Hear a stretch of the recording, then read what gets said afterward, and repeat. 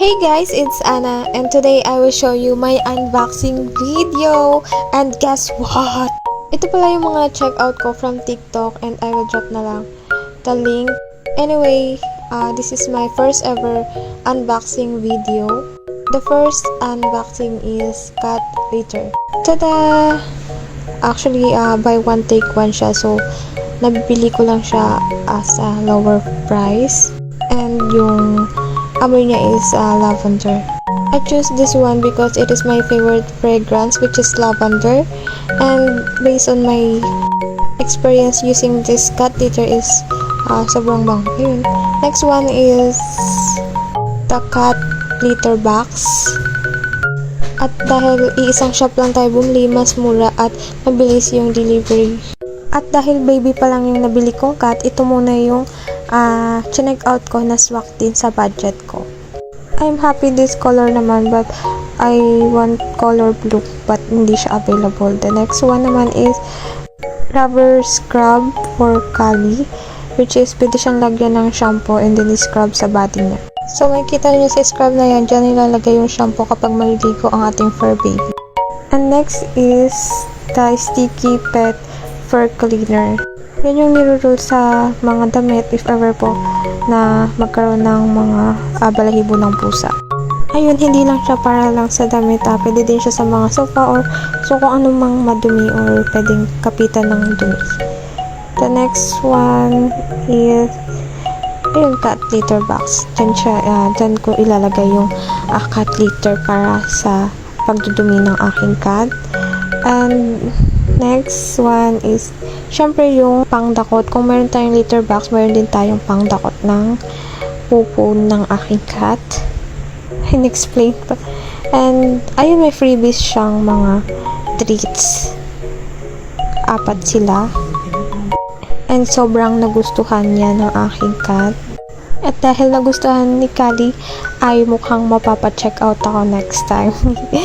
And then next is yung bag niya para if ever na i-travel ko siya or igala kung saan. Ayun, pwede ko siyang ilagay muna dyan for temporary. Medium size lang yung pinili ko kasi baby pa naman yung aking cat. Meron na din siyang 2 handle, which is pwede siyang isaklay or pwede na lang hawakan siya. Actually, sobrang sakto ng bag for him. And that day, kukunin ko din sakto siya. Next is yung cage niya. Diyan siya muna mag-stay for a while habang hindi pa ako nakakapag-check out ng malaking cage niya. Yan muna yung nakayanan ni Ate Girl. And next one na parang wala namang laman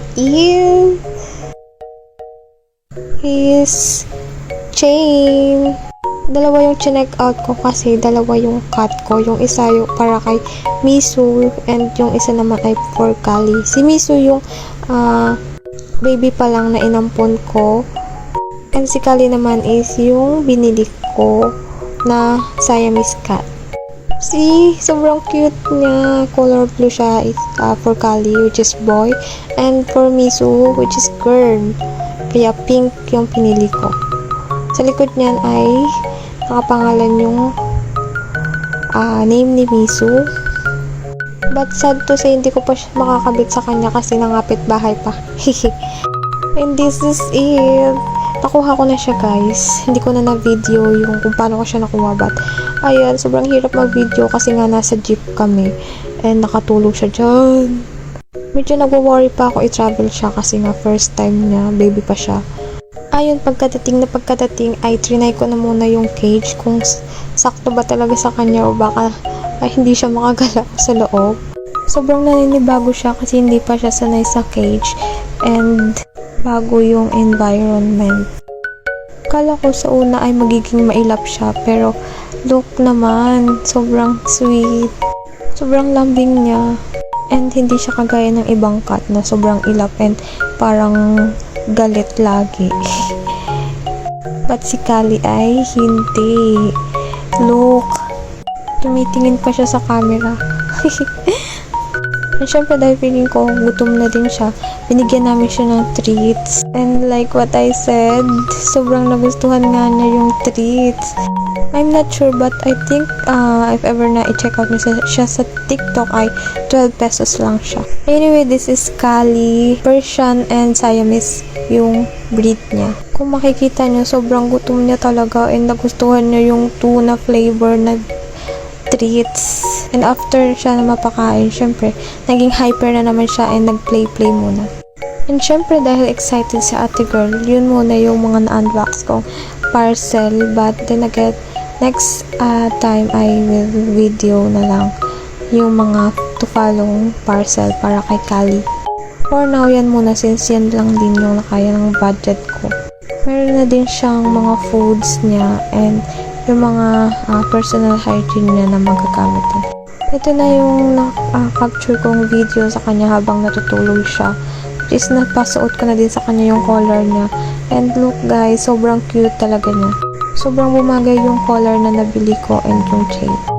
Ito naman yung drawer box niya, yung pabango yung food and yung milk. Yan muna yung budget for today. Ito naman yung electric pan niya, which is rechargeable naman siya if ever na mainit since mainit yung panahon. Ayun, pansamantala dyan muna siya since hindi ko pa siya nalilipat sa house namin. So for now, yan muna yung setup ng house ni Kali. Ayun, sobrang cute niya mag-sleep. And this is the end of our video. See you on my next vlog. Bye!